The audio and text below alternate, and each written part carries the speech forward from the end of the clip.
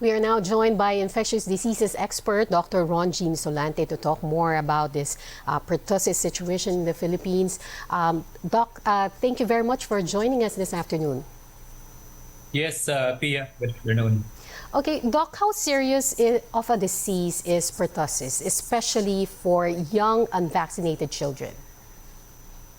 Yes, Pia, no, this is one of the respiratory tract infections that we need to prevent among the vulnerable populations, especially the younger populations like less than 1 year old, because it can also cause severe respiratory failure, or it can also cause severe pneumonia.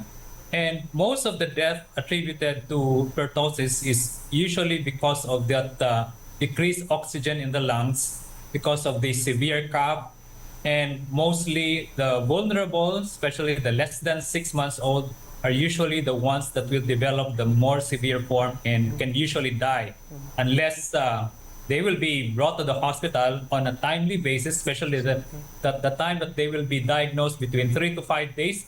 That will be critical because there's also an antibiotic for that. But if in the event that patient will not be able to go to the hospital in time, then there's always a possibility that they can die even at home. Yeah. Doc, but what are the manifestations of pertussis or whooping cough, and how would you differentiate that from other respiratory infections? Yes, mostly the most common symptom is a cough, no? A cough that is usually does not subside ordinarily. So the interval between one cough, second, and most of the time, there's only a few minutes that the cough will disappear, but it's usually coughing and coughing all the time, to the point that in some babies, no, because of the coughing episodes, they develop this respiratory failure. And the other thing there is that, Pia, unlike viral infections like influenza or COVID-19, the duration of symptoms of pertussis is usually longer compared to those with the viral infections. And the longer it will be, the more coughing episodes and the higher is the complication among this individual compared to the influenza and other viral pneumonia.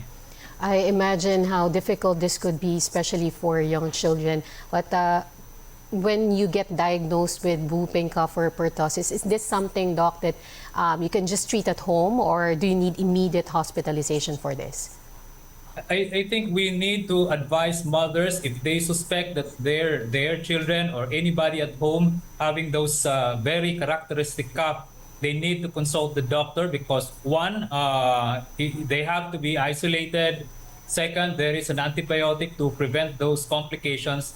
And at the same time, we need also to protect other individuals or vulnerable population in the household. You know what, Pia? In the cycle of transmission of this pertussis, we should not forget, no?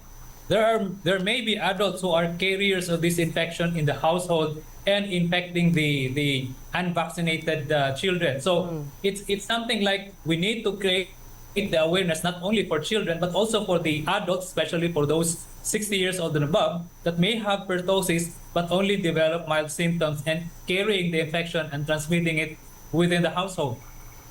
All right, Doc. I've watched your previous interviews, and you're urging, especially young children, those who have yet to be vaccinated, to wear face masks, especially when going out to the public. But my question is this: should vaccinated children and adults need to wear face masks?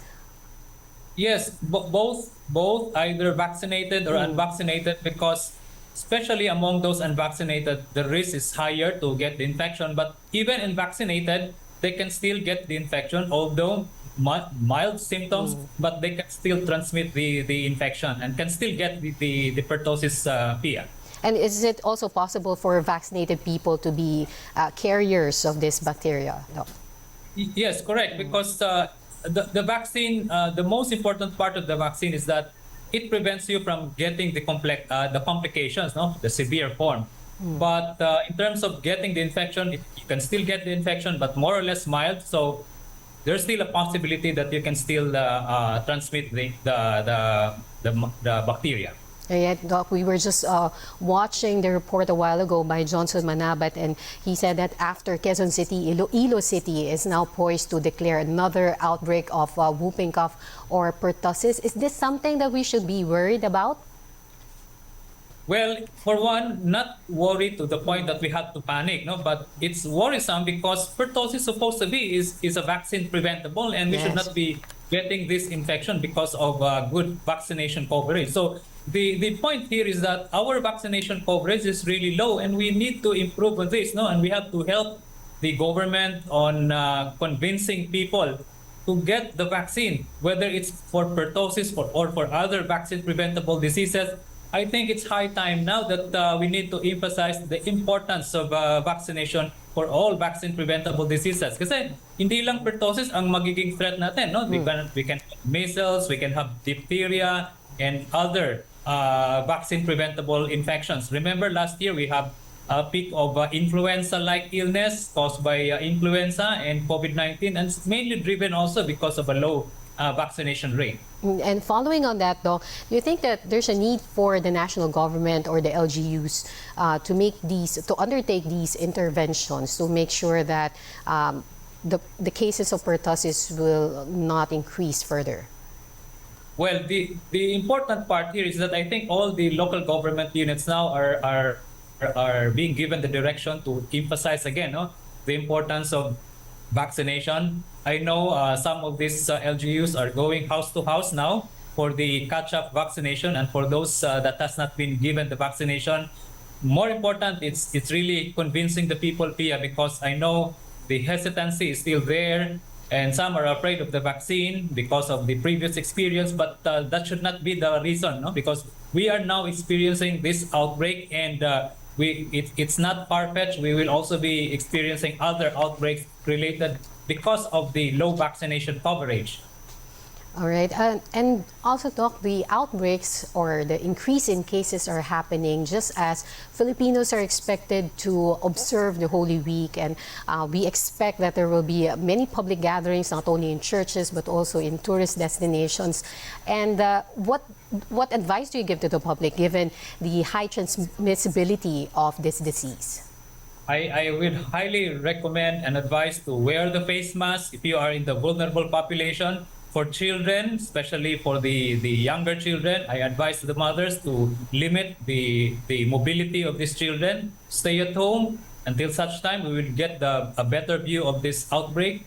And for those who have symptoms at home, please have yourselves checked, and especially for the children, so that we will know what infection you have, and proper management will be given also. All right, appreciate that very much. Thank you very much, Dr. Ron Jean Solante. Thank you, Pia.